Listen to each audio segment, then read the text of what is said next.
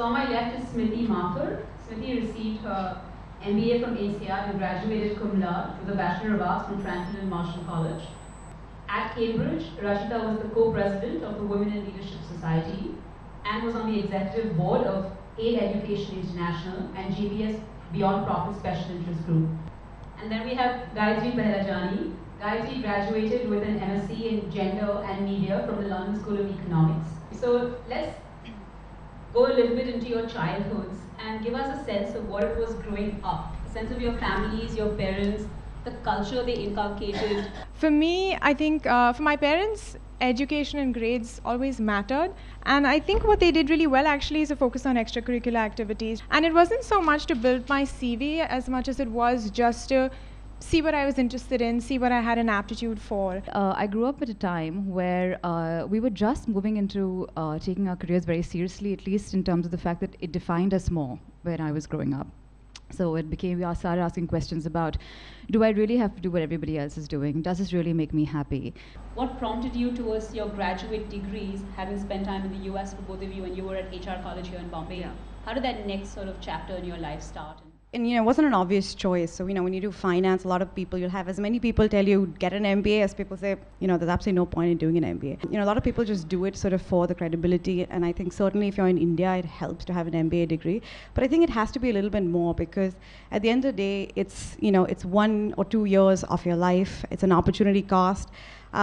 And so there has to be some personal growth, I think, element associated with it. What I realized, I think, with doing an MPA or a development studies graduate degree is it kind of then slots you in to that field, and then that doesn't allow you that much leeway to move in between the private and the public sector. Whereas with an MBA, you have a guaranteed set of hard skills that can be applied across sectors. Media is essentially a very tricky thing to do a master's in, because you don't necessarily need it.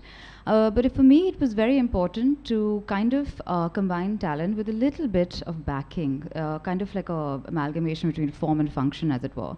Can you, for the audience who might be conflicted between the geographies, just share your highlights from the 3 experiences and how the systems differ from one another? The only sort of difference that I know just from friends who've sort of pursued MBA in the US versus Europe is that Insead puts a lot of emphasis on what you do outside the classroom. So there's the social element, the networking element, the clubs, the groups are a really sort of integral part. In the UK, kind of the onus is on the learner, on the student. Whereas in the US, I found that they're very eager to lay everything out on a platter for you, to make it as easy as it is for you to learn and to give you all those opportunities up front. How did you guys figure out which college you wanted to go to, and was it the right fit for you in hindsight? What made the decision for me between LBS and Insead was really, that Insead had a shorter course at 1 year. And, the 1 year sort of, it's an accelerated MBA program. So really you cover 80% of what a 2-year program covers, but you sort of do it in a 10-month span. I wanted to make sure that I went to a school that had a very strong kind of beyond profit or social enterprise track. It was very important for me to get to apply to a college which would open doors for me once I would get back here, and it does. As an entrepreneur doing what I do, when I do mention that I'm from LSE, when I send my CV across for potential clients that I want to meet, it's far easier for me to get access than I would have originally thought, I think, without one. What kind of support does the alumni provide to students, and what kind of support have you as students provided back to the alumni? It helped me in multiple ways. One, my business partner is a friend who I made at Insead. It couldn't have happened without him. 2, as we went about the idea and we tried to think of, does this make sense? The amount of time people in the community, the alumni community, took out for us to sit with us, walk through our business plans, connect us with people, just freely opened up their Rolodexes, and continue to be sort of guides and mentors to us. So we found clients through the alumni network. We found employees through the alumni network. Some of our current and sort of clients continue to be from Insead. We continue to get referrals. So we have all these talks and lectures by either LSE alumni, visiting professors. So we kind of tap, the LSE base to get them to come down and talk to them. Then we have these also jointly with other universities. So kind of to find a way for our network to grow, for our exchange to grow. One sort of emotion, takeaway, experience, impact that you left your European school with? it was the ability to sort of challenge yourself, right? Go and sort of seek the unknown, play for the challenge, not the reward. Life will reward you if you sort of challenge yourself. That kind of sort of sentiment, I think to me was sort of most important. At Cambridge, we have what is called a global consulting project, and essentially it's a period of 5 or 6 weeks where you consult with an organization over the Easter break. I went to the West Bank for 5 or 6 weeks. And for me, that was a really, really profound and enriching experience. I think these days, we have access to what's going on in Ukraine or Thailand or anywhere at the click of a button. So I think it left me with a sense of hyper-awareness about things that I now do. I'm more aware of things that I do. But it also left me with a greater sense of confidence. You are far more willing to approach business houses. You're far more willing to step into the world. I mean, it just left me with a greater sense of confidence. So, how did you manage to put it all together to make your application really stand out?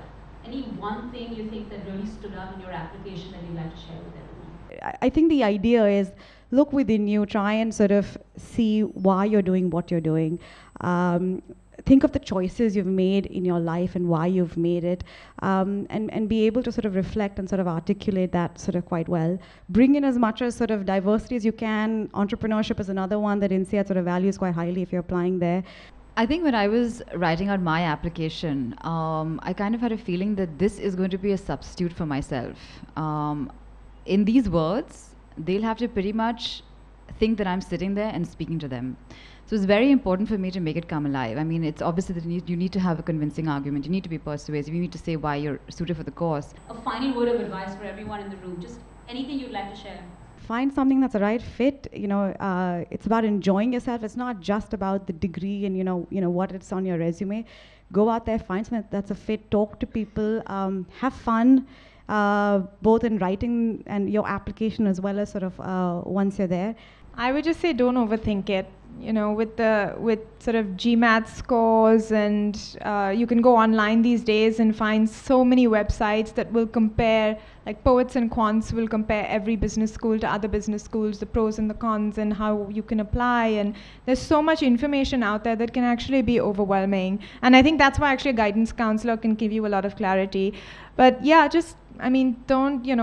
don't be overwhelmed, don't overthink it, just go with the flow, it'll work out. I would say you have this chance as a student to go there. All you will be doing, although it's very intensive, you will be learning, because when you're working, you don't have the time.